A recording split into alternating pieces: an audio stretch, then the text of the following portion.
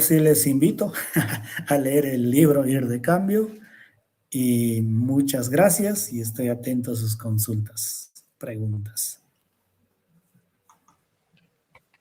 Muchas gracias, Elmer, sí, y señalar que has expuesto la primera parte, ¿no? El trueque, y que efectivamente en el libro hay muchísimos más datos, ¿no? Con respecto, por ejemplo, a la relación de compadrazgo o todo el tratamiento que tienen que tener los animales también, ¿no? Para que ya puedan salir en cargas, ¿no?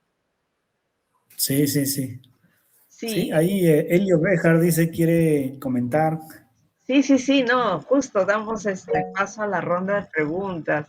No sé quién Así se levanté levantó la la mano mano primero. primero. Sí, yo levanté primero, Omar. Ya.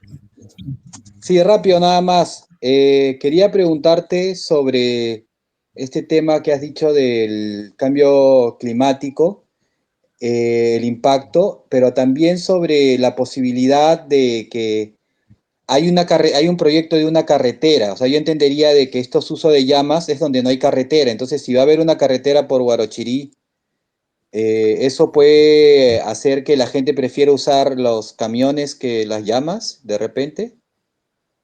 O sea, el uso de la carretera con respecto a si usamos o no llamas, porque si de repente mejor usamos un camioncito es más práctico o algo así.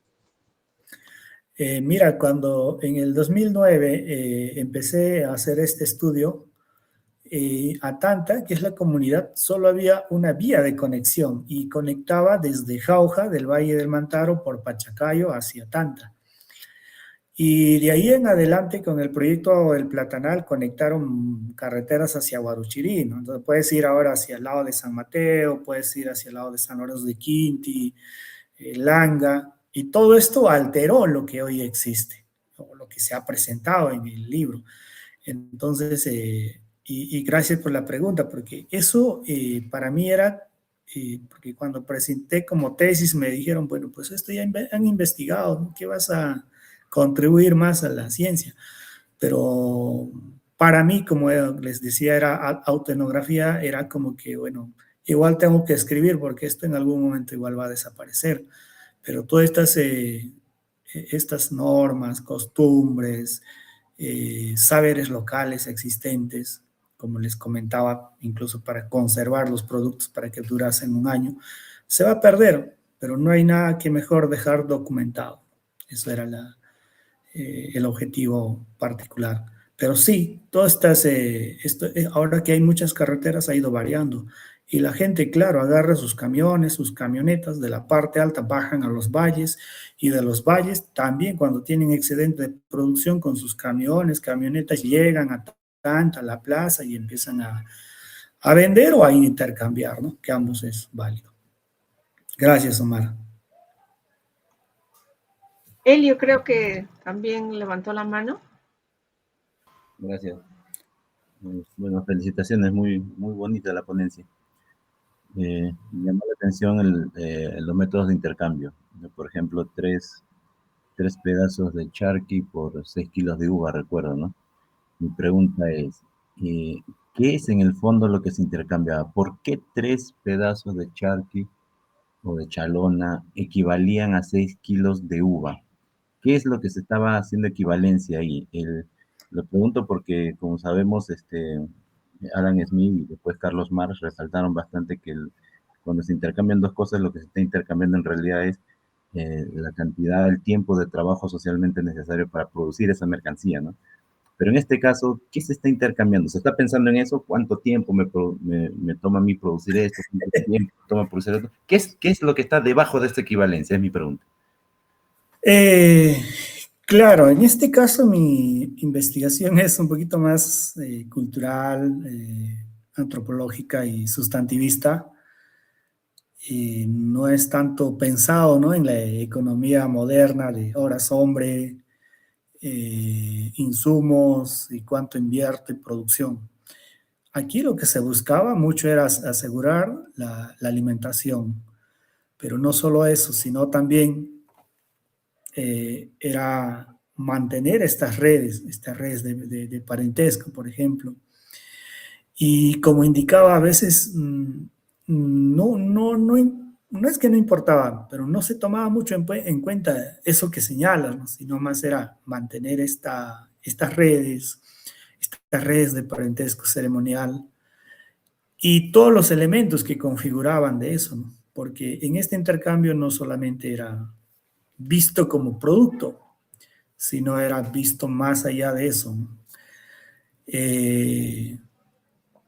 Asegurar de que el que está en el valle medio, valle bajo, pueda tener acceso a recursos de la parte alta, pero también al revés, ¿no? Entonces, y era mucho como que de amistad, de complementar, ¿no? Y ahí surge, ¿no? La teoría de John Murray, ¿no? La complementariedad. Entonces, iba más por eso, ¿no? Más que fijarse cuánto tiempo me tomaba producir esto, ¿no? Porque, claro, para producir una carne fresca para este tipo de intercambio me toma 3 años, porque ese es la llama o la alpaca a los 3 años cuando tiene la mejor carne. Pasado de eso se endurece, antes de eso es demasiado suave. Pero la uva no, la uva me toma menor tiempo, ¿no? Entonces, por ahí era, perdón, ¿quién era la pregunta? Elio, me parece. Elio. Excelente, hermanito, muchas gracias. Gracias. Muy interesante la respuesta también. Muchas gracias. María Emilia. Ajá, sí, gracias. ¿Se me escucha? Perfecto. Sí, ok, gracias, gracias. Elmer, muy interesante tu etnografía. Aquí tengo varias preguntas. Una de ellas, y voy a tener que leer tu libro, pero de todas maneras te voy preguntando. La pregunta de Helio me ha parecido muy interesante porque justamente estamos nosotros en el tema de la economía. Y entonces, ¿a qué cosa se le da valor? ¿No? Eso es importante. Cuando uno intercambia, ¿a qué le da el peso? Lo escaso, el trabajo que contiene, quizás el valor sagrado que tiene alguna cosa. Entonces, eso me parece importante. Quizás no es parte propiamente de tu estudio. Voy a esta pregunta. ¿Solamente estás mencionando llamas? Porque generalmente cuando se tiene llamas, también se tiene vicuñas y alpacas. Cada uno tiene su valor. Y yo he probado una carne riquísima, me parece que es de vicuña, qué excelente carne, la verdad. No sé, quisiera que nos contaras por ahí, ¿no? Y claro, la carne de llama la comemos en las chalonas, esta de carne seca, que es muy rica en el oyuquito. No sé, de las otras carnes. Eso en relación a esta variedad, digamos, de producción. Ahora, por otro lado, ¿qué es llamero? No sé si tú te has percatado, cuando baja a las zonas más bajas, que generalmente están asociadas, desgraciadamente, más con el mundo occidental, hay como una especie de catalogarlo en una mentalidad criolla de como menos valioso, ¿no? Entonces, acá me acordaba también lo que dice el manuscrito de Huarochirí, que tú también debes conocer, lo has mencionado, muchas de estas regiones que tienen ese vínculo con este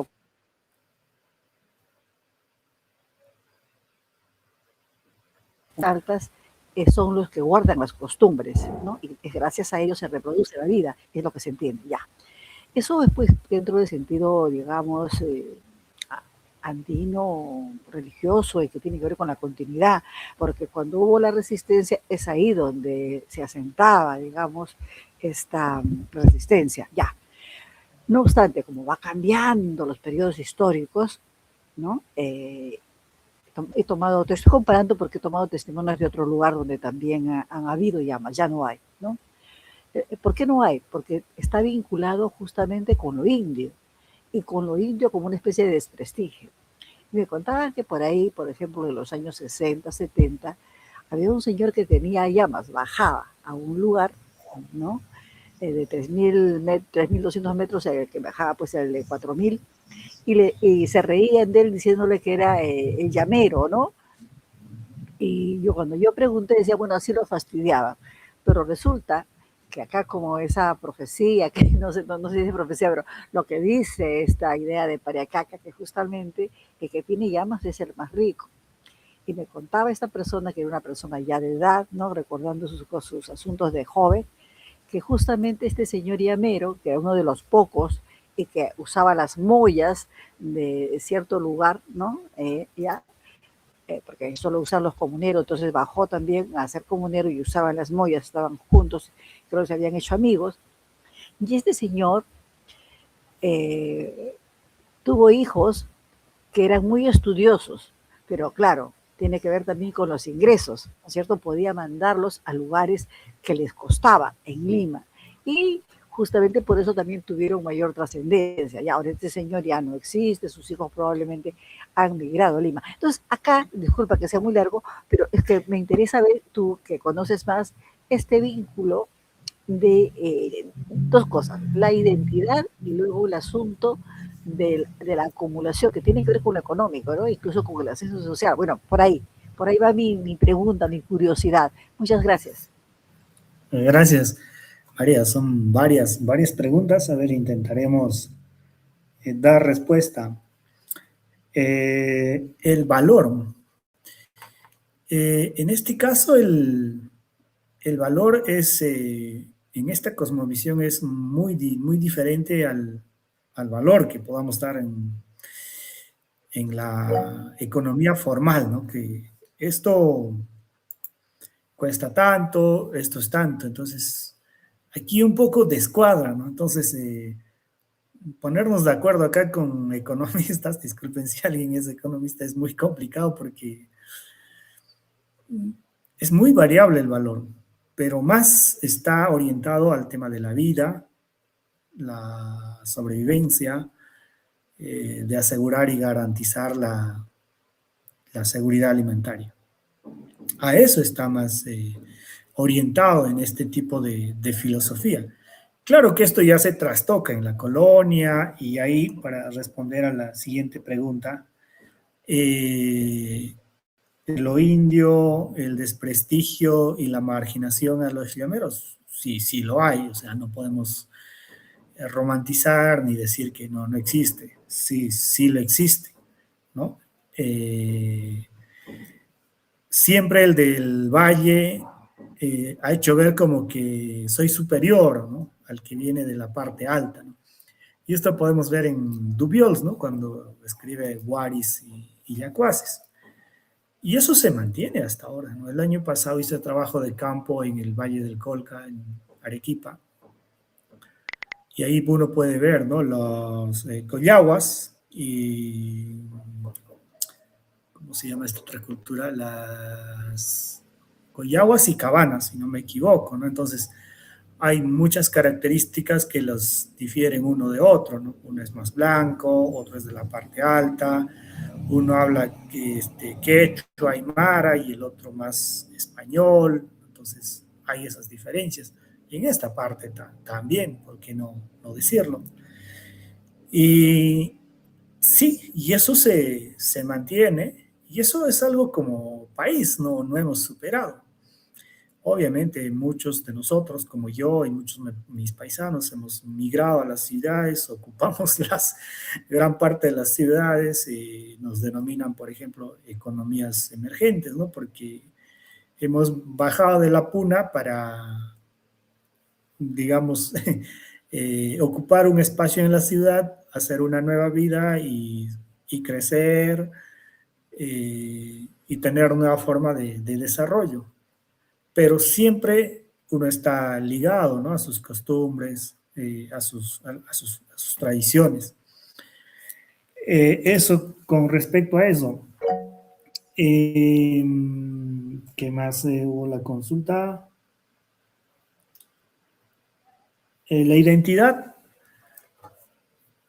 depende, ¿no? Cuando están, digamos, frente a estos grupos, estas clases un poco distintos, como que no es muy notoria la identidad, pero sí sale a flote cuando están entre ellos mismos, ¿no? Entre arrieros, entre llameros, como decimos entre nosotros, sale a flote quien tiene mayor cantidad de llamas, o de quienes sus familias, sus abuelos, solía tener mayor cantidad y recorría mayores distancias, ¿no? Pero ya cuando hay otros grupos, como que un poco eso se suele como que no hablar mucho. En cuanto a la carne, sí, bueno, principalmente para el trueque se utiliza la carne de llama, la carne de alpaca. La de vicuña no mucho, claro, que en décadas muy pasadas, 4 o 5 décadas, sí, pero bueno, ahí la vicuña atraviesa por una situación muy difícil, ¿no? El ácaro, la sarna, está peligrando, ¿no? Digamos, esta especie. Entonces hay muchos estudios que refieren de que hay muchas muertes de vicuña entre los años 18, 19, 20, hasta el presente. Hay cierta recuperación, pero no es muy favorable. Las mollas, así está referencia. Las mollas sí son espacios muy especiales que habían en los pueblos, en las rutas, que algunas estaban muy protegidas, muy cercadas, y en algunos casos pues era el compadre que le daba al arriero, ¿no? Al llamero, como indicabas, para que pueda pastar su llama en estas mollas. Pero no le daban una molla pues con pasto verde, florido, como se dice aquí, sino una molla ya rastrojada, ¿no? Que haya sido ya consumida por el ganado vacuno principalmente. Eso podría referirme a tus preguntas y a tus comentarios, María. Espero que haya podido resolver la mayoría, aunque siguen habiendo manos levantadas. Y damos pase al que continúa. Sí, Omar creo que quiere volver a hacer otra pregunta, ¿no? No, pero como Jackie no intervino, que ella primero, pues. Primero Jackie. Bueno, buenas noches. Quiero agradecer la conferencia muy linda, muchas gracias. Y usted hizo referencia a ciertas reglas para el uso del agua y quería saber si las podía reforzar un poquito y si subsisten hasta ahora, ¿no? ¿Cómo hacen los llameros o las personas que tienen ganado para que sus animalitos puedan usar el agua? Y también, ¿cómo es esto del manejo del agua en las zonas altoandinas, ¿no? En la experiencia que usted ha tenido. Ya. Sí, perdón, tal vez no concluyo. No, y la última pregunta era que usted habló de las fiestas patronales y esto de fiestas patrias. Y ¿cómo así cobró tanta importancia las festividades patrias? ¿Esto es algo común en toda para el intercambio? Ok. Listo, Jackie. Gracias. El uso del agua. Sí, es un tema muy interesante.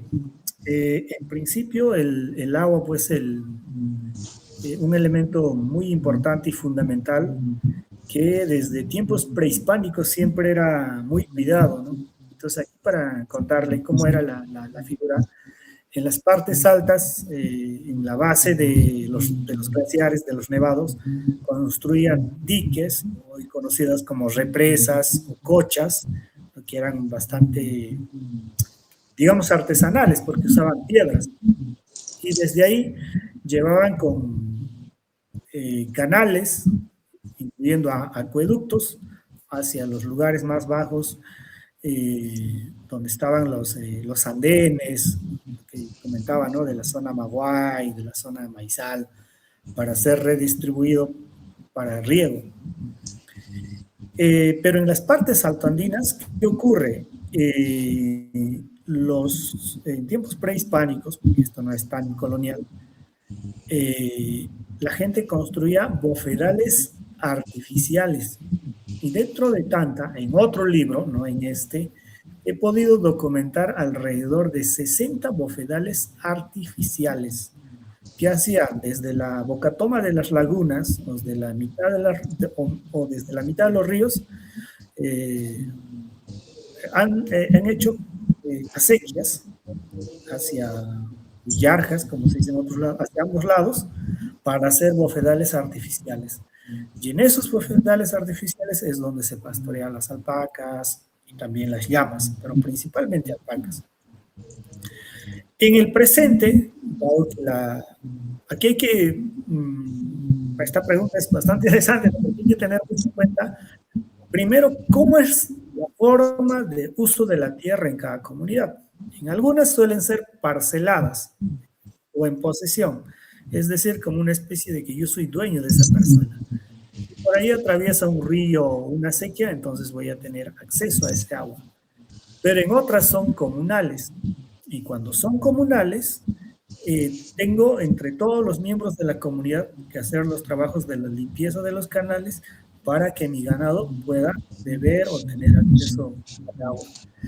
Ahora, hay comunidades que solo es parcelada, hay comunidades que solo es comunal y cada uno tiene normas y formas de uso interno, pero también hay comunidades que tienen ambos casos, tiene sectores parcelados, pero como que también sectores comunales. Entonces, en los sectores parcelados a veces suelen reunirse por una sola familia o dos, tres familias, según abarque la acequia. Pero en los sectores comunales, obviamente ahí sí toda la comunidad tiene que participar, pero y aquí eso va a depender mucho de la comunidad. En el caso de Tanta, donde ha sido el estudio, tiene ambas, tiene tanto parcelado como también tiene comunal. Es así como el ganado tiene acceso al agua, pero esto en tiempos un poquito digamos como de verano. En el invierno hay agua por donde sea, ¿no? Ahí te revientan pequeños puquiales o pujios, como dicen en el sur del Perú. Entonces, hay mucha agua durante el invierno, pero en la época seca sí un poquito escasea y hay ciertas fuentes de agua. Tu otra pregunta era en cuanto a las fiestas. Ese se refiere al nuevo, pregunta se refiere al nuevo estudio que estoy haciendo de Huancavelic. Aquí, particularmente, cuando hacen la ruta del maíz, es donde hacen incidir con fiestas de la patria y ese día del 28 de julio suelen adornarlas a sus llamas con símbolos patrios, ¿no? Entre ellos destaca el escudo nacional. Pero, les soy sincero, eso está en proceso, está en estudio y me falta comprender, entender a mayor profundidad por qué lo hacen, cómo lo hacen, desde cuándo, cómo surgió. Pero sí tiene muchísimo simbolismo y destaca muchísimo patriotismo, ¿no? ¿Cómo es así que justo ahí por celebrar la fiesta de la patria es que las llamas son adornadas pues con símbolos patrios, ¿no? Es como homenajear, celebrar también, ¿no? Nuestra independencia de esta manera, pero mientras vamos viajando, vamos haciendo arrieraje. Eso sería. Muchas gracias, Jackie. Gracias.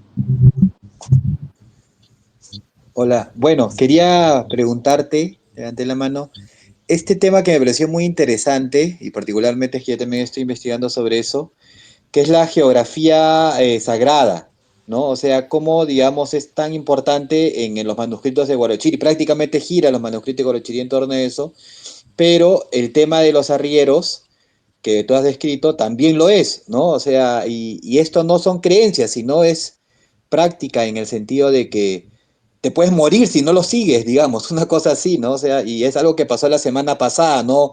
Que pasó hace en el siglo XVII. Entonces, cómo se mantiene estas historias y una cosa más rápida, el tema de los jacarus, ¿no? O sea, de la Aymara central y el quechua, ¿no? Con respecto inclusive al mantenimiento de la lengua, en Huarochirí muchos sitios no se habla, y también a las toponimias, digamos, ¿no? Porque eso indica que han habido diferentes oleadas, también ha habido cambios antes de la llegada de los incas o antes de eso. Sí, bueno, en Yaoyo se mantiene, a ver, primero por lo sagrado, sí. Durante las rutas que uno hace, hay muchos sitios sagrados, ¿no? Entonces, en las zapachetas, ¿no? Que son espacios sagrados, que es como una iglesia, ¿no? Pero claro, en términos paradójicos. En sitios muy especiales cuando uno va a cruzar de una cuenca a otra, ¿no? Termina de ascender, encuentras todas estas eminencias, estos espacios sagrados, y luego continúa el descenso. Pero ahí lo que les contaba hace un rato, les explicaba estos tres tipos de apacheta, ¿no? La de tipo banco, la de tipo carga y la apacheta propiamente ritual. Se dan todos estos espacios, pero también hay, ¿no? Como lo que veía en Huancavelica, los espacios, los lugares donde hacen, le llaman, ¿no? La herranza de la llama para poner todas estas, para hermosearlos, ¿no? Con las cintas, las pecheras y todo eso. No es tampoco en cualquier lugar, ¿no? Porque los arrieros me decían, sí o sí tenemos que llegar a ese punto porque ahí es donde se hace la herranza. Y yo le decía, pero no podemos hacer antes. No, ahí es el punto. Ahí sí se tiene que hacerlo. Pero también habían sitios muy especiales para descanso, para pasar la noche, sitios para guaridarse o esconderse si había peligro, ¿no? En aquel tiempo hablaban mucho, por ejemplo, de los pistacos, los años que vivimos de violencia política, pero también más antes hablaban mucho de bandoleros que solían atacar a los arrieros, y ellos también tenían formas de cómo vigilar, de cómo evitar esos atracos en la ruta, ¿no? Y me hiciste acordar ahí algo, cuando una caravana de llamas era interceptada por bandoleros, llevaban toda la carga hacia otro sitio, y luego los ladrones, los bandoleros, les ponían en las alforjas de las llamas trigo tostado, y como señal de benevolencia, ¿no? Para que los arrieros puedan continuar su ruta. Entonces, cuando en el pueblo a veces uno comía, ¿no? Solía comer trigo tostado, decían como que es comida de bandoleros, ¿no? De ladrones de aquella época. Entonces, había todo eso. Entonces, pero claro, estaba muy vinculado a espacios sagrados, a espacios también de peligro, de descanso, de cuidado y otros. Ahora, en cuanto a la lengua, sí, muy interesante su pregunta. El jacaru aún se habla y permanece en Tupe y Aisha, que son dos pueblos de yauyos. Y antes de eso había otro, ¿cómo se llama la otra lengua? Se me fue, el cauqui. Entonces, esa eran como lengua de los yacuaces, ¿no? De los yauyos, de esos que viven en la parte alta, en la puna, ¿no? Entonces, no era tanto de los que estaban en el valle, en este caso los yungas, ¿no? Que solían ocupar la cuenca baja del Mala, por el otro lado de Cañete.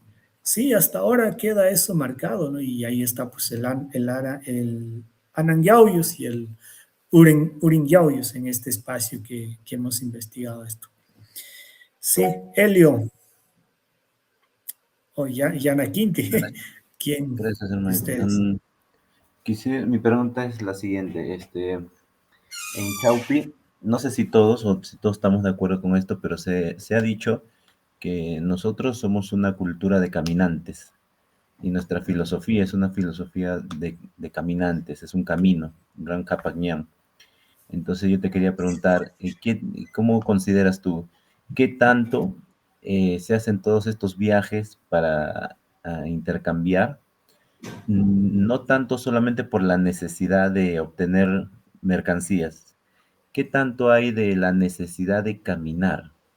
Un hermano hizo una ponencia sobre ese tema este año, hace varios meses ya, y fue muy interesante, porque no es solamente la necesidad física y que te mantiene sano de caminar, sino también una necesidad espiritual de recorrer todos estos caminos. ¿Habrá también de eso en esta práctica de hacer los viajes largos para hacer trueque? Por supuesto que sí. Y muy buena tu pregunta, porque me hiciste recordar en el nuevo estudio que estoy haciendo, hice una pregunta ¿y por qué? Yo le pregunté así, ¿no? Estaba en Huancavelica, en la comunidad de Tan City, ¿por qué no bajan aquí abajo a Vilca, Moya, ¿no? Si ahí también tienen maíz, ¿qué necesidad hay de cruzar el río Mantaro ir hasta Pampa, hasta Yacaja, bajar hacia el lado de Guaribamba, ¿no? Todo que es ya cerca de Ceja de Selva, ¿no? Para el lado de la zona del Bray. Y el arriero me dijo, es que cuanto más lejos iba a uno a buscar alimentos, como bien dices, no solamente por la seguridad alimentaria, la sobrevivencia, también era señal de prestigio, de honor, de respeto, ¿no? Y obviamente por mantener la actividad física y todo. Pero era como que también yo demuestro mi poderío, demuestro la resistencia, no solamente la mía, sino también la de mis animales, ¿no? Entonces, eso fue su respuesta. Ahora, volviendo al caso de mi comunidad de Tanta, sí, habían arrieros que se iban más de un mes en estas actividades de trueque y comercio fusionadas. Iban de Tanta hasta Chilca a obtener sal, volvían a Tanta y pasaban hacia el Valle del Mantaro y la selva llevando sal. Entonces no podía ver a su familia más de un mes, ¿no? Entonces ahí aplica esa filosofía, ¿no? Que muy buena tu pregunta, ¿verdad? Que no solamente era eso, sino también era estar en constante tránsito, en constante caminar, ¿no? De aquellos hombres, ¿no? Y lo hacían pues distancias muy largas, ¿no? Muy largas. Sí, Yana Kent y luego María. Perdón, Omar. Sí, rápido, sí, quería preguntarte en esta conexión con la selva, hay un distrito en Jauja, inclusive hace poco nomás me mandaron un trabajo y yo dije, ya, elijo Yauyos, y después me dicen que es Yauyos Jauja, y yo pensé que era Yauyos Lima, ¿no? Y ya pues tuve que ir a Yauyos. Pero ahí celebran la Tunantada, entonces esa relación entre esta zona y Yauyos, y que es como diferente ese distrito, digamos, ¿no? De Yauyos en Jauja, ese tipo de cosas quería ver que aclares, porque tú dijiste que de Tanta había un camino que tenías que ir a Jauja para ir a Tanta, ¿no? Y no como ahora se puede hacer, ¿no? Por otras rutas. Ya. Te aclaro. Según Rodolfo Sarrón Palomino y otros investigadores, Espinosa Soriano, si no me equivoco, y hay muchos más, indican que Yauyos Jauja es un mitmai de Yauyos, lo que es Yauyos Lima, ¿no? Lo que hemos explicado de toda esta parte de Tanta, Guaruchirí y Yauyos eran uno solo, ¿no? Entonces, durante el incanato, pues los incas tenían esta costumbre, ¿no? De llevar un grupo de personas, siendo lo más rebeldes, o de espías, colaboradores, para ver cómo se comportaba el pueblo. Entonces, muchos grupos de yauyos han sido llevados como Mitmai al Valle del Mantaro, y es así como surge Yauyos Jauja, Muki Yauyo, que es un distrito de Jauja, el barrio Yauyos en la provincia de Chupaca, Yacuari Pueblo, Yacuari Pampa por las alturas de Cincos, el barrio Yacuás por Agua, si no me equivoco, sí, Agua, no, Huachac. Entonces, hay varios, entonces siempre, pues los incas los habían distribuido por distintos lugares, ¿no? Eso es, sí, eso es, pero de Tanta, ¿no? Había una ruta que atravesaba Jauja y se iba hacia Monobamba, que es ceja de selva de Jauja, que es una ruta que ya no ha desaparecido hace mucho tiempo. Eso sería para aclarar, Omar. Sí, María, adelante. Muchas gracias, Elmer. Sí, la verdad tu exposición deja muchas preguntas por indagar. Creo que tú eres el que tienes el conocimiento más cercano a ello. Tengo tres preguntas. Una en relación a lo que es la comunidad. Cuando tú te estás refiriendo acá, evidentemente te estás refiriendo a una organización o varias organizaciones comunales, ¿verdad? ¿Es así? Primero para seguir con mi pregunta. Ya, sí, cuando muy bien. Sí, dale, ¿no? dale. Ya, bien. Entonces, acá hay un asunto bastante complicado porque la comunidad ahorita está como una especie de resistencia ante el mercado, porque la comunidad y sus miembros son propietarios de bienes que dentro de una crítica de la economía occidental, y que no voy a decir ahorita el autor, pero que es muy interesante, dice, para ver dentro de la economía, digamos, occidental, vista como una mercancía, y la tierra no es mercancía, las aguas no son mercancías, ¿no? Entonces tienen otro sentido. ¿Cómo ves, eso es una pregunta, cómo ves a futuro lo que es la comunidad, cómo se está readecuando? Y acá cuando estás mencionando las llamas, y la importancia justamente de recorrer con las llamas determinados trechos tiene que ver con un asunto de estatus, de prestigio, pero también de sabiduría. Y eso me hacía recordar, no sé si tú probablemente si la conozcas, a Eugenia Carlos Ríos. Ella es de una comunidad de Cusco y pues es muy interesante porque ella cuenta de niña cómo su papá la llevaba desde Cusco hasta Puno, pasando por determinados lugares, y es como que tenía que tener la aprobación de los apus. Así que él era considerado, justamente porque iba a intercambiar la coca de esas zonas de donde ellos eran a otros lugares con otros productos, ¿no? Entonces ahí hay como una especie de reconocimiento ritual que tiene que ver con su propia forma de vivir, digamos, de estas poblaciones. Eso es dos.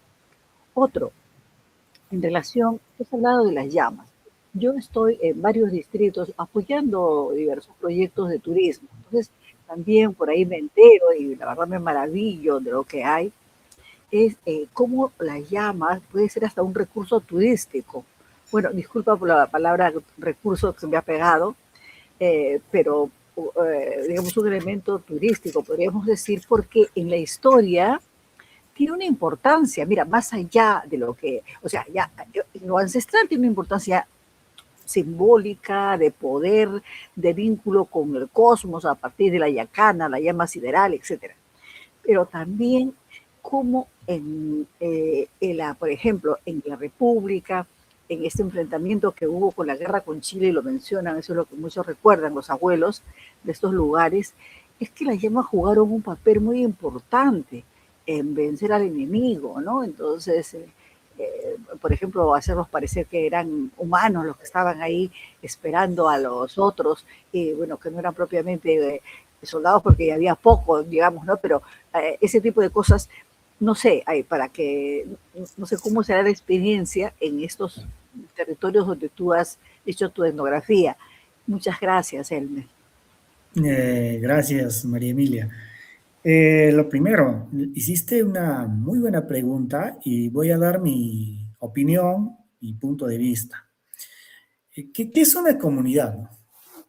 Bueno, la comunidad es la institución tradicional existente más antigua que pueda haber en los Andes o a nivel de Sudamérica, porque comunidades no solamente hay en Perú, hay en parte de Colombia, Ecuador, Bolivia y el norte argentino, bueno, en Chile ya casi extinto, pero habían. Digo esto porque tengo la suerte de trabajar en estos países y de haber visitado comunidades, por ejemplo, en el norte de Argentina, en Bolivia, en Ecuador. Entonces, es un grupo social en estos tiempos un tanto extenso, pero muy ligado a usos, costumbres, teniendo una proporción territorial. Y dentro de esa proporción territorial, pues hay muchas normas, muchas reglas para acceder a los recursos propios de ellos. Para acceder a los pastizales, cada comunidad tiene un sistema de cómo uno puede tener acceso a los pastizales y cómo los usuarios, siendo los mismos comuneros, pueden retribuirla. De igual manera para el agua, para el bosque y para otros, entre comillas, recursos existentes en el territorio. ¿Qué sucede hoy en día? ¿Qué es lo que se está haciendo? Desde las ONGs, disculpen si trabajan en ONGs, desde el gobierno, también disculpen si trabajan en el gobierno, y desde la empresa privada. O sea, es 3 contra 1 prácticamente. Claro, ¿Qué es lo que está pasando? Lo diré tal cual. ¿Qué se está promoviendo en este momento? Es la creación de asociaciones. Entonces, la comunidad es un grupo muy extenso en el presente, muy heterogéneo.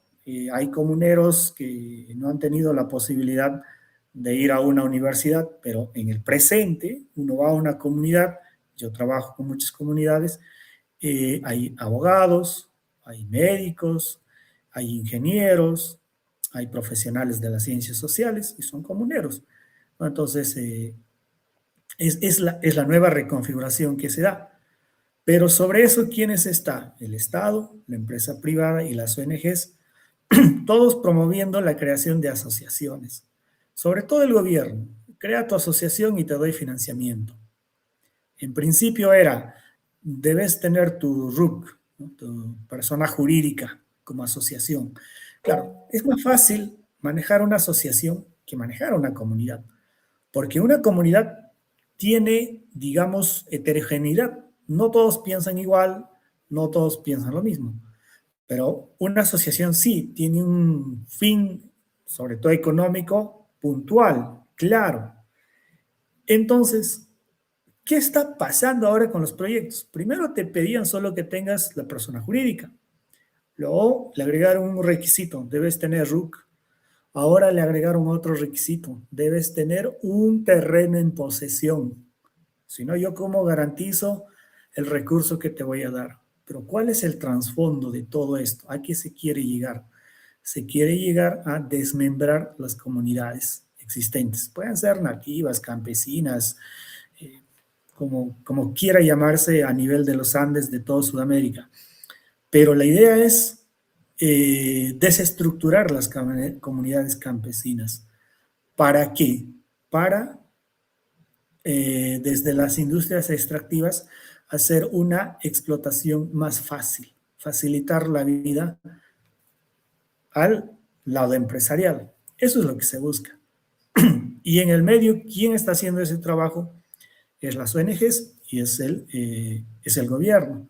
Claro, hasta yo he trabajado, lo reconozco, no puedo decir que no he contribuido a eso, no sería, digamos, negar lo que uno hizo en el pasado. Quizás con poco desconocimiento, ¿no? Pero de alguna forma hemos contribuido. Y eso es lo que está ocurriendo. Si uno va al norte del Perú, las organizaciones comunales están muy debilitadas. ¿Cuál prevalece? Las asociaciones. Y si uno viene hacia el centro del Perú, hay un equilibrio entre comunidades y asociaciones, algunas comunidades muy fuertes, otros no tan fuertes. Y si uno va al sur del Perú, todavía encuentra comunidades como en Cusco, Puno, Apurímac, todavía mucho más fortalecidas, digamos. Pero el objetivo es ese, desmembrar las comunidades, y para eso, ¿qué se está haciendo? Crear fondos concursables desde todos los, no de todos, de la gran parte de ministerios, agricultura, turismo, ambiente y otros, para contribuir a esto. ¿Qué se espera a futuro? Comunidades muy debilitadas, desestructuradas, y en algunos van a desaparecer. Ahora las comunidades carecen de liderazgos, a pesar de que en muchas hay profesionales, pero no hay liderazgo interno. ¿Por qué? Porque nosotros, yo también me incluyo, que somos profesionales, no vivimos en la comunidad. Solamente voy a la comunidad cuando hay un interés puntual. Cuando sé que va a llegar un proyecto con una ONG, cuando sé que una minera va a negociar con la comunidad, la empresa minera, petrolera, lo que fuera, ahí recién voy, ahí hago mi frente de defensa, armo mi federación, lo que sea. Pero mientras tanto, me mantengo, ¿no? Ahí surge, ¿no? Esto, ¿no? De comunero pasivo, estoy atento a que surja la oportunidad, ¿no? Entonces, ¿por qué no contribuir siempre, ¿no? Al desarrollo de nuestras comunidades? Ahí para cerrar. La siguiente pregunta, las rutas y las conexiones, sí, ¿no? Sí, siempre se dan, y en el caso de Tanta, como hemos mencionado, hay 6 rutas que existían hasta a los años 20 del presente siglo, ¿no? Hoy en día solamente sobrevive uno, que es la ruta de Tanta a Miraflores, donde aproximadamente de 3 a 5 familias suelen hacerlo esporádicamente en el mes de mayo de cada año. El recurso turístico, muy interesante. En el caso de Tanta le estamos dando este enfoque que también quizás podemos estar tergiversando, ¿no? Y justamente yo estoy impulsando con una asociación, un proyecto, y con la comunidad de Tanta, paseo con llamas. Entonces, sobre una ruta del Camino Inca, ofrecemos este servicio de paseo con llamas. Lo venimos impulsando desde el año 2008 más o menos, pero todavía no hemos encontrado clientes, digamos, o segmentos de personas que les gusta hacer, porque hacerlo logísticamente también implica un poco de costo mayor, hacer un trabajo de visita, digamos que sin llamas. ¿Cuál es la idea de que la llama pueda ir, ¿no?, delante o al costado o atrás de los caminantes, pero también al mismo tiempo te transporta el equipaje? Pero, ¿qué se busca con eso, no? Porque la llama, pues, es de ese ecosistema, es la que menos daña el ecosistema, ¿no? En vez que puedes ir por el camino con bicicleta, con motocicleta, con caballos, ¿por qué no hacerlo con llama, no? Ya que sus pezuñas están muy adaptadas a este ecosistema. Entonces, esa es la propuesta. Está en pie, pueden ahí visitar en las páginas de la Reserva Paisajística Noria Bioscochas. Perdón que se me pasó a mencionar, este espacio es un área natural protegida de paso, entonces ahí es donde se está promoviendo y promocionando el turismo con paseo con llamas. Como les indico, ya alrededor de menos de 5 familias aún crían las llamas para carga, ¿no? Claro, llamas para carne, sí, todas tienen, pero llamas propiamente para carga, hay menos de 5 familias. Y estamos en eso.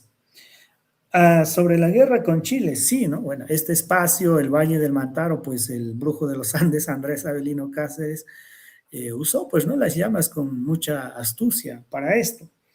Y mi abuela me contaba, ¿no?, de cómo sus padres, pues, participaban de estas batallas. En el caso de Huancavelica, creo que a partir de ahí surge, pero es una hipótesis, ojo, no es que estoy diciendo que es así, surge eso, ¿no?, ese sentimiento, esa identidad de vincular los símbolos patrios con la llama. Pero queda como tarea investigar si realmente lo es así, porque ahora yo lo planteo como una hipótesis. Tendré que entrevistar más y buscar bibliografías si realmente eso está vinculado así. Gracias, María Emilia, por tan buenas preguntas. Omar. Sí, quería preguntarte, o sea, 3 preguntas. Lo primero, bueno, ¿en qué institución estás trabajando? Creo que ya dijiste ahora último. Lo segundo, el tema de los conflictos mineros, porque justamente lo que entiendo de lo que tú acabas de decir es que se quiere, el tema comunitario tiene que ver con el tema territorial, entonces se quiere desconocer temas territoriales que van también por lo simbólico, no solo de tierra, ¿no? Uh-huh. El convenio 169 y todos estos temas, ¿no?, de consulta previa. Y el tema que a mí particularmente me interesa, no sé si tú has revisado, seguramente sí, los trabajos de Richard Chase, ¿no?, de los Arawak, ¿no?, de los Yanesha, porque ellos también identifican en estos paisajes lugares que son propios de su cultura, ¿no? En esa conexión con los Arawak, ¿no? O sea, a veces desentendemos Pachacamac, Pariacaca y los Arawak, ¿no? Entonces, hay una ruta justo de Monobamba que va hacia ahí, que es la que justamente se ha cortado, ¿no? Entonces, no sé si puedes desarrollar algo sobre las conexiones Arawak y el tema conflicto minero. A ver, bueno, ¿dónde trabajo? Soy consultor independiente. Y eso un poquito me permite movilizar por diferentes lugares, paisajes, ¿no? Porque Cuando uno tiene un trabajo bastante estable es un poquito más complicado. Conflictos mineros, sí, eso es un tema muy complejo en nuestro país.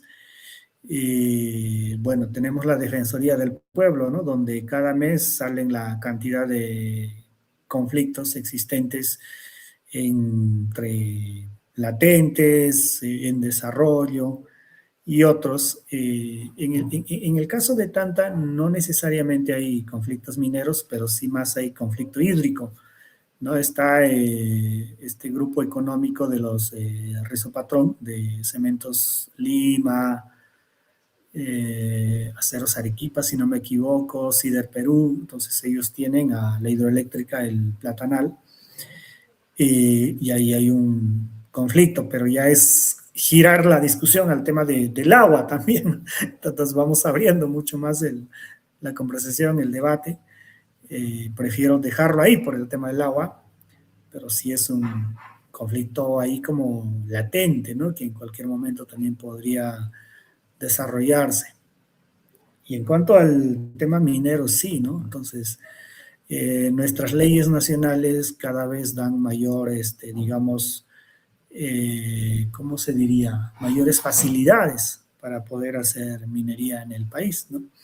Yo trabajé para el sistema de áreas naturales protegidas, ¿no? Y ahora que me encuentro con los colegas, indican de que están como que más con herramientas debilitadas para, digamos, hacer frente a esta situación. Y conflictos mineros muy grandes tenemos, por ejemplo, Conga, ¿no? Como uno latente, ¿no? Por Cajamarca.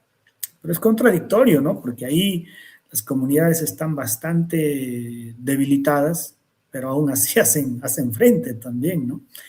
Y eso creo que lo que mencionabas, el tema del sentido de pertinencia, del territorio, de lo simbólico, ¿no? De que no necesariamente es la tierra como espacio físico.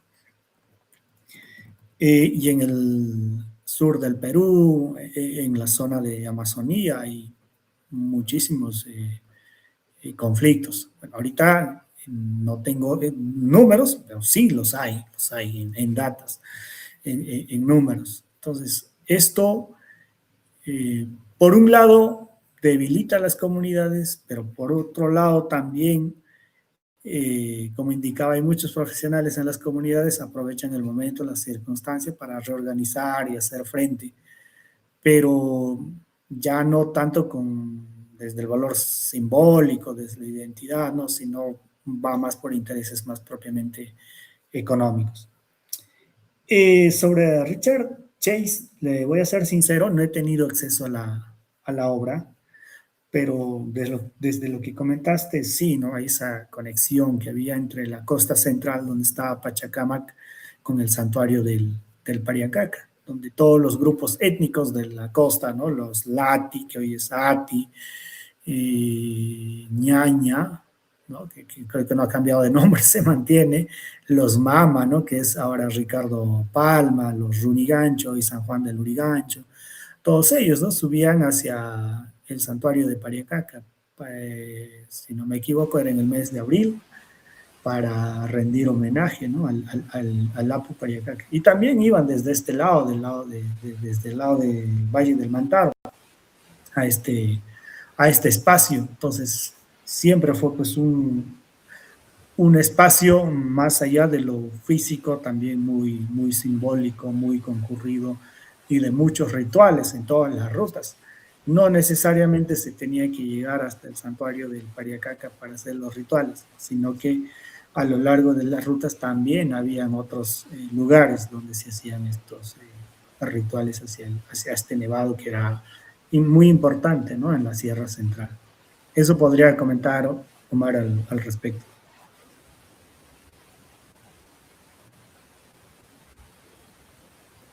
¿Hay alguna otra pregunta? Sí, hermana.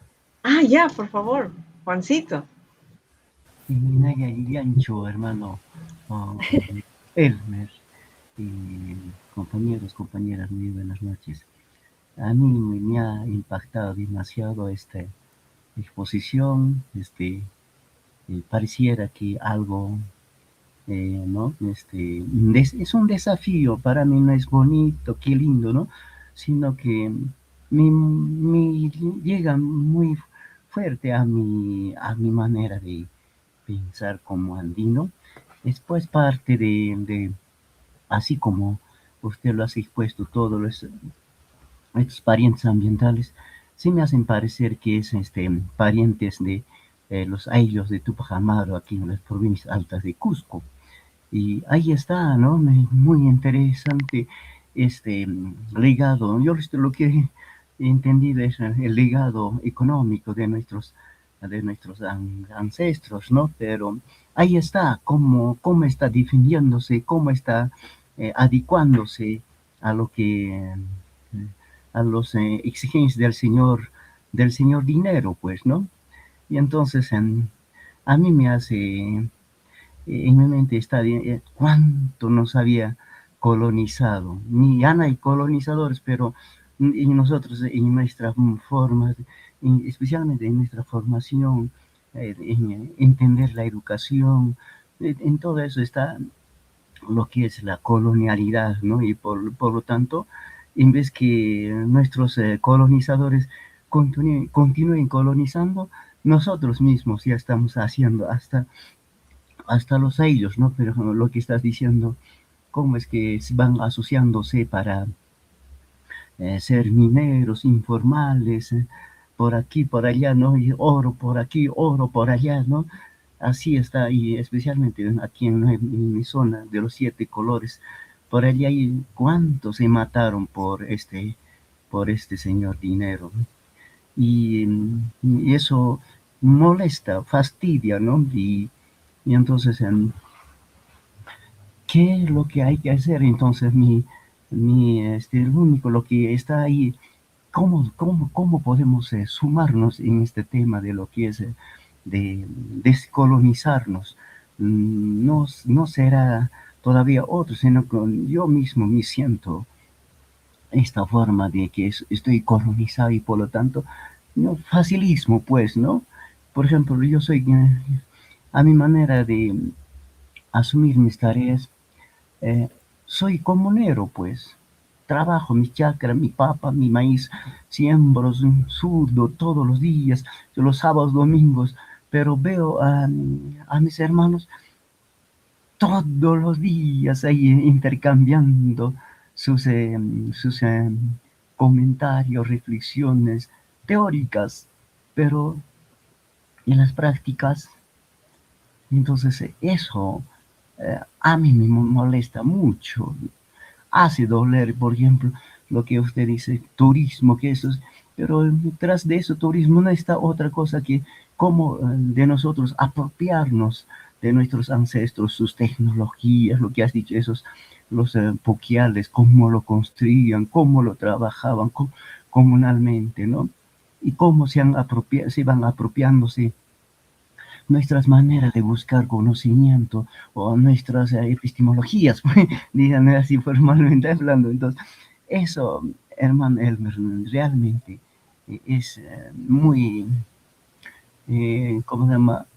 Muy chocante situación que vivimos. Entonces, no sé de qué manera podemos realmente apropiarnos, ¿no? Por ejemplo, hemos trabajado este año en la comunidad de nuestra comunidad Chaupeato, el sentido de la educación.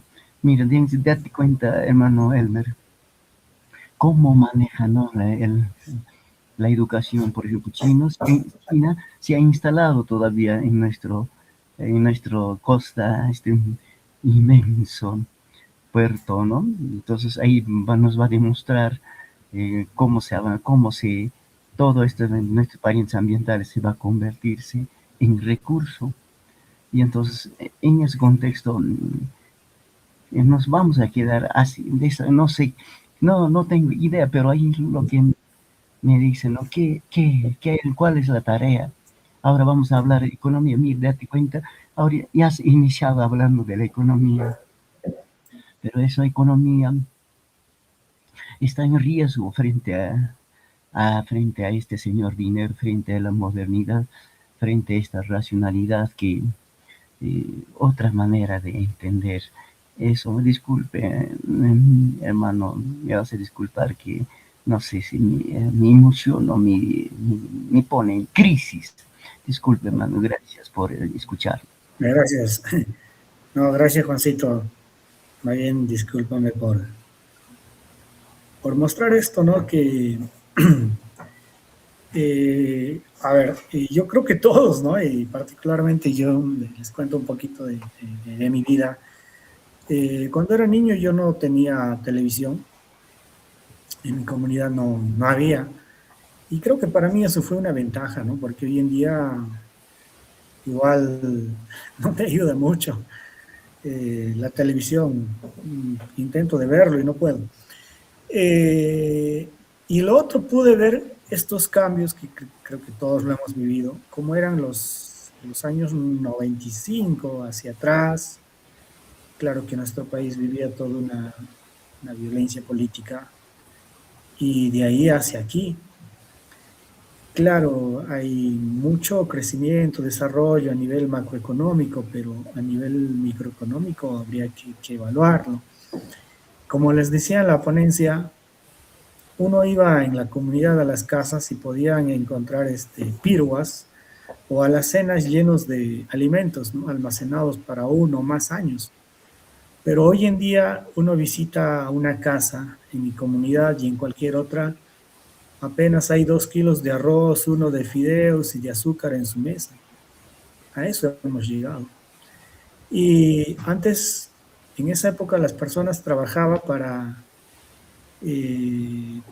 no solo tener alimentos, sino tener vestido, herramientas, animales. Yo creo que en las zonas agrícolas mucho más, para 1 o más años. Pero hoy en día va a una comunidad, las personas trabajan para el día a día. O sea, hoy terminó el día y estoy pensando, y mañana qué empleo va a haber o qué trabajo temporal va a haber.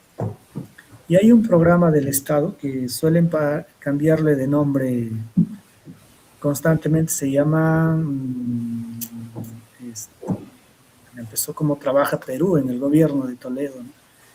Y uno cuando va por estos, ¿cómo se llama este programa? Si alguien me acuerda, y trabajan con uniforme rojo. Va por las comunidades. Ese programa es muy esperado y con muchas ansias. Entonces, de lo que éramos independientes, yo veo, es mi punto de vista, nos han llevado a una dependencia. A mí mismo, yo también me hago la autocrítica, me hago la autorreflexión. O sea, a veces digo, ¿para qué vine a la ciudad a estudiar, a la universidad? Debería estar arriba, pastando mis alpacas, mi llama, ¿no? Y creo que lo voy a hacer porque llegué acá a la ciudad y no es por nada, cumplí muchos objetivos, muchas cosas. Pero, ¿cómo garantizamos lo que dice Juancito? Nuestra seguridad alimentaria, Claro, ahora nos vienen, ¿no? Con las clases de libertad financiera, ¿no? Y yo veo a mi papá, que ya no está aquí con nosotros, veo a mi abuelo, ellos sí tenían realmente libertad financiera, ¿sí? Porque no dependían de nadie, tenían una economía pues independiente, ¿no? Entonces podían garantizar muchas cosas para todo el año. Pero claro, en términos quizás de comodidad no había lo que hoy tenemos, pero eran libres, ¿no? Eso podría comentar al respecto. Gracias, hermano.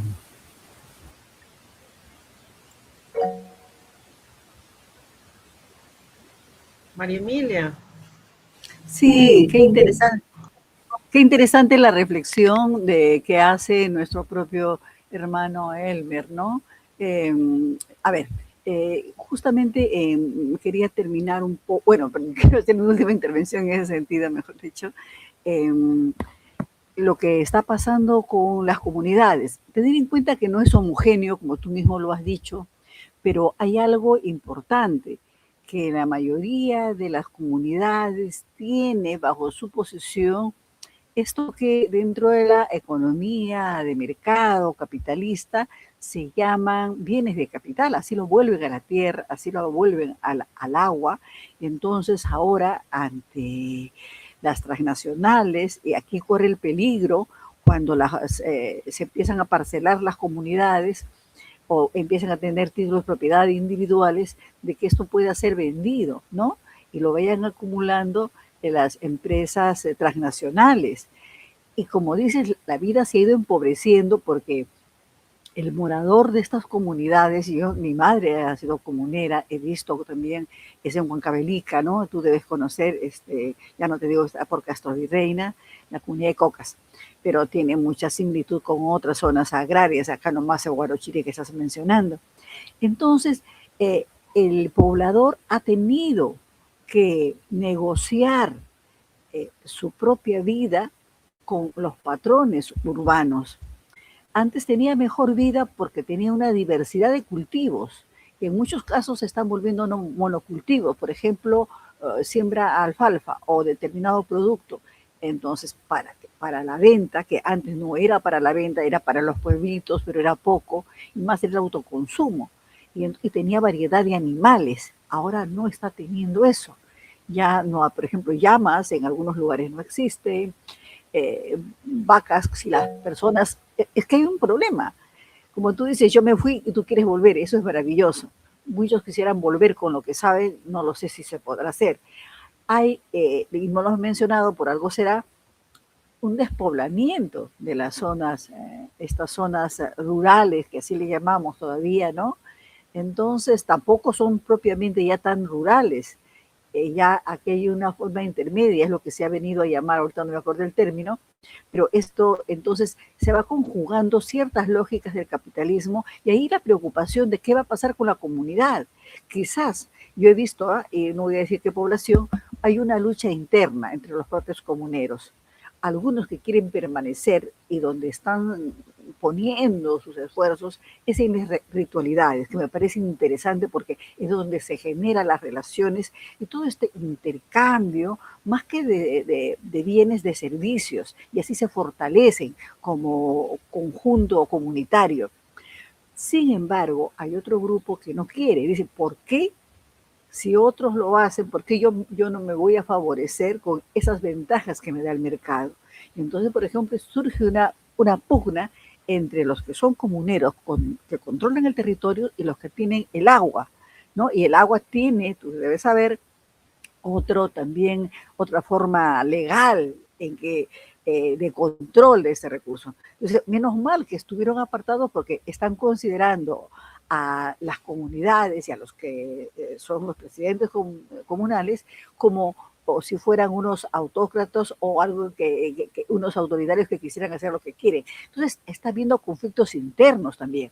Mientras eso no se cambie y que no es igualito en todos los lugares, había que ver cuál es el planteamiento, porque no podemos decir sí, desde el Estado vienen, desde la ONG vienen, pero ¿y cuál es la propuesta? Entonces yo he visto que no con mala intención, sino como una forma también de que permanezcan ciertas formas societarias que tienen que ver no propiamente con la acumulación, sino más bien que se beneficie con una especie de empresa de propiedad social, algo así, no propiamente así, pero comunitario, digamos, ¿no? La defender, porque finalmente esta población es la que ha tenido ancestralmente estos recursos. Claro, decía, no importa, pues no, antes fueron 400, ahora quedan 40, ya, pero pueden producir lo mismo que 400, ¿no? Entonces se quedan acá, pero finalmente va a ser igual como una empresa. Yo no sé qué puede haber de comunitario aquí, como tú dices, pero ¿qué va a pasar? ¿Más pobreza? ¿Más hambre? Es la idea de pensar qué vamos a hacer con nuestras comunidades. Gracias, Elmer, perdón. Excelente la propuesta y claro, no solamente es criticar, juzgar, sino como bien dices, también plantear alternativas. Y hay modelos ya de comunidades empresa, ¿no? Por ejemplo, los ecosem del Cerro de Pasco, cómo se han reorganizado, se han reestructurado y es interesante sus modelos. Son comunidades que tienen empresas de transportes, equipo de fútbol, cadena de grifos, cadena de buses. Entonces, pero ya el sentido, la figura es distinta, es diferente. Entonces, ellos, por ejemplo, han sabido, digamos, quizás resistir a este tipo de, o forma de economía, ¿no? Entonces, el año pasado tuve la suerte de estar por ahí y ellos, a la par de la comunidad, crearon empresas comunales, los famosos ecosems.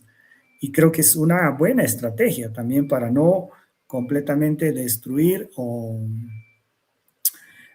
digamos, erosionar todo este sentido de comunidad. Pero el hecho de ir a sentido de, digamos, de empresa comunal ya tiene otra perspectiva, tiene otra mirada. Entonces, eh, se trastocan muchas cosas, pero es una alternativa, ¿no? Frente a cosas que no lo hay. Pero no todas las comunidades están en las capacidades de, digamos, de migrar a eso, ¿no? Pero sí es un buen modelo lo que ocurre. Por ejemplo, en algunas comunidades de Cerro de Pasco, y no todas, obviamente, ¿no? Sí, Omar tiene la palabra.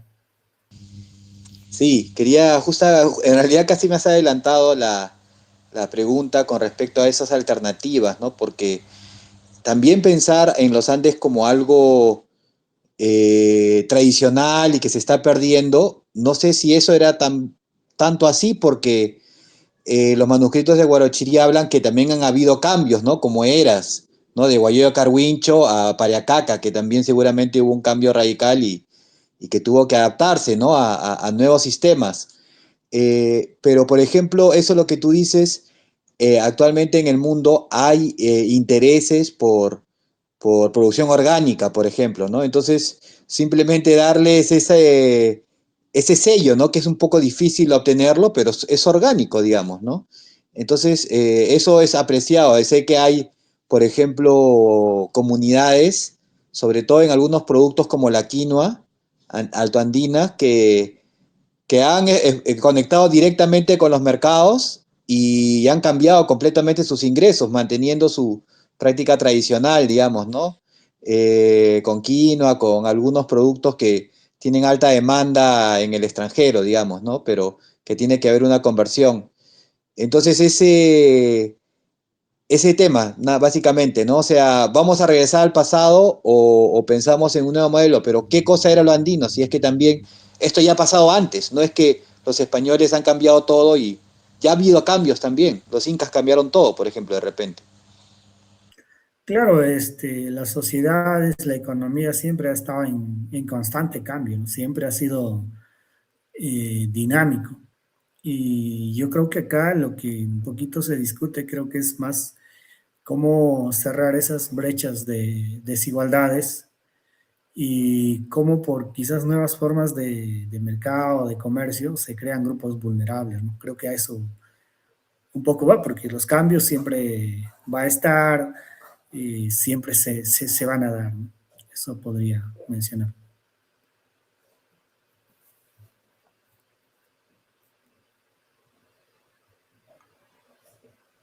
¿Alguna pregunta más? Pero creo que ya estamos abusando de tu tiempo, Elmer. Pero No, felizmente gracias que más bien por tantas preguntas sí, ha reflexivas. complementado muy bien la información y más bien creo que es momento de que dejar la curiosidad a quien esté viendo este video para que pueda consultar por el libro, porque el libro tiene todavía mucho más datos, ¿no? Sí, sí, claro, sí tiene mucho más información. La segunda parte se habla de reciprocidad. Y bueno, la idea no es también romantizar, sino, esto es una foto del momento, es Claro. una fotografía desde los años 90 hasta la década del 20 de este presente siglo, ¿no? Y de acá a 20 años no sabemos, esto puede desaparecer completamente, se puede reformular, reestructurar, mantener la esencia, pero quizás cambiar la forma. Y eso es lo que yo también veo, o sea, puede que, si bien es cierto, hoy no se utilizan llamas, acémilas, pero se están usando camionetas, se están usando camiones, Y es propio de la dinámica, ¿no? De cómo se van dando las cosas. Entonces, y esos cambios se está viendo, ¿no? Entonces, y eso es lo que también está ocurriendo en muchas comunidades. Sí, sí, sí, así es. Bueno, muchas gracias, Elmer. Entonces, estamos dando por finalizada esta conversación. Y una vez más, gracias por tu tiempo. Sí, solo agradecerte, Roxana, y aquí a todos tu equipo, tu grupo, no sé cómo se llama el espacio. La comunidad de estudios Chaupiato. Ok, a la comunidad esta es una nueva forma de comunidad, ¿no? De comunidades virtuales, por ejemplo, ¿no? Sí, sí, Entonces, por haberme invitado, por haber compartido este libro, y aunque nos hemos salido con las preguntas, pero es parte de, ¿no? Sí. De lo que se quiere lograr y buscar, y bueno, si están interesados, ahí le dejo el número, 960-061-408, ¿no? Entonces, hacemos envíos a nivel nacional a través de Shalom y al domicilio más cercano de ustedes, ¿no? Que es una empresa que nos facilita mucho. Y nada, muy agradecido con cada uno de ustedes, así que si hay una próxima oportunidad, avisen porque acabo de concluir un estudio sobre conflictos hídricos, que también me encanta mucho y está muy vinculado con el tema del agua, pero ya da para otro momento, para otro espacio. Claro. Ya, sí, vamos a coordinar entonces.